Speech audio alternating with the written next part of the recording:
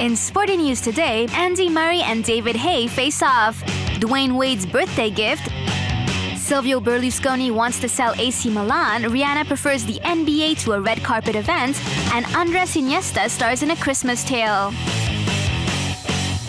Here's the first act of Adidas' new tennis campaign starring the world number 4 British player Andy Murray. Game on!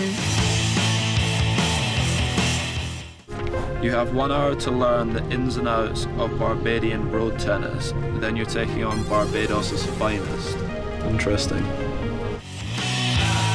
Armed with a wooden racket, Murray had very little time to master this sport. A sort of giant ping pong played on the ground. The Scottish player's first challenge came as a bit of a surprise since he had to face his friend, boxer David Haye, the former world heavyweight champion, now retired. Despite some nice defensive action, the game came to a speedy conclusion with Murray making a clean sweep. For his second challenge, the tennis player was pitted against the reigning champion of the sport, Sylvain Barnett, nicknamed the Llama. And this time, Murray may be one of the best tennis players in the world, he was no match for Llama's talent. He lost 21-16. But he did have just 1 hour to learn the sport, so it's a pretty honorable score altogether.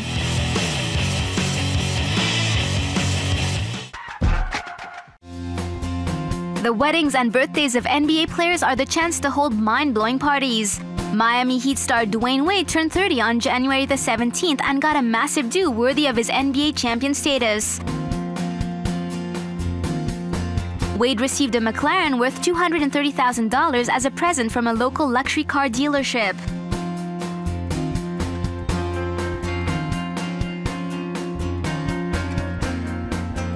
But apparently the sports car on its own wasn't enough. It had to be airlifted onto a platform set up in the pool of the hotel where the party was taking place.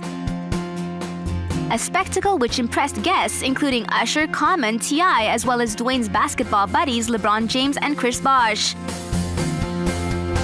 The editor-in-chief of Vogue, Anna Wintour, was also there. She seized the opportunity to invite the birthday boy to the upcoming New York Fashion Week.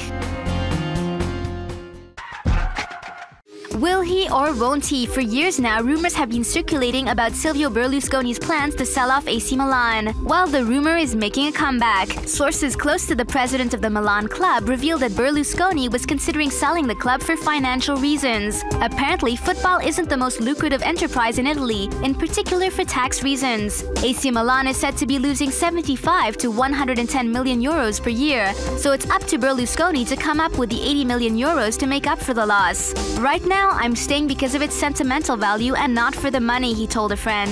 One of the leaders of Berlusconi's party had more details for Italy's La Repubblica. According to this politician who wished to remain anonymous, Berlusconi is an important patron in the world of sports.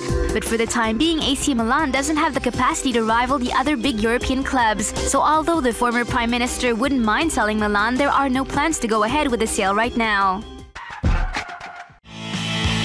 Rihanna prefers the NBA to the red carpet. The R&B singer snubbed the People's Choice Awards in Los Angeles to attend an NBA game opposing the Los Angeles Clippers to the Miami Heat.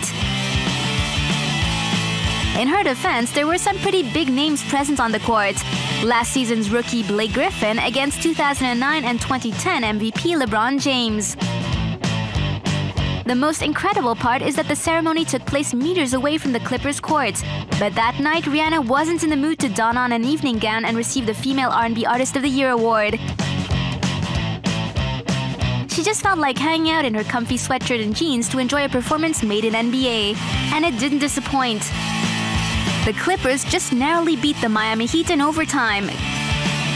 Good call, Rihanna.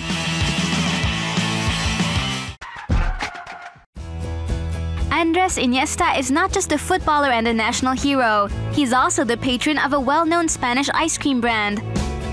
For the holiday season, the company aired a special commercial, A Christmas Tale told in the form of a 3D cartoon. A video starring Andres Iniesta, the Barcelona midfielder who, just like Santa Claus, made one little boy very happy.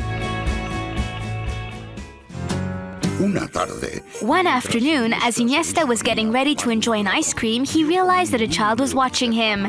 He asked him for an autograph. Iniesta explained that he didn't have anything to write on. The little boy put his face near the window and blew on it so that Iniesta could sign in the mist on the window. Andres accepted and signed his name.